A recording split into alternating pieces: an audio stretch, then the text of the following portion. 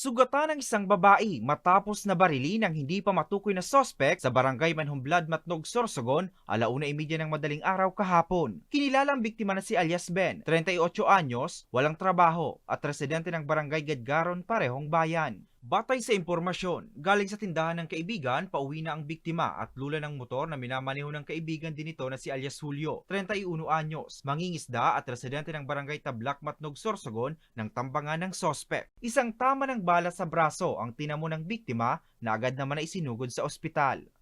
Mabilis naman po na nakapag-responde ang mga kasapi ng Madlog PNP na nagsagawa ng checkpoint sa Barangay Pawa upang mahuli ang sularin. Hanggang sa ngayon po ay sinasagawa pa rin ng patuloy na investigasyon para matukoy at malapit ang nagagawa ng krimen.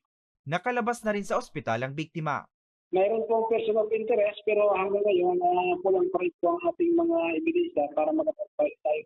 So tinatrabaho pa po ito.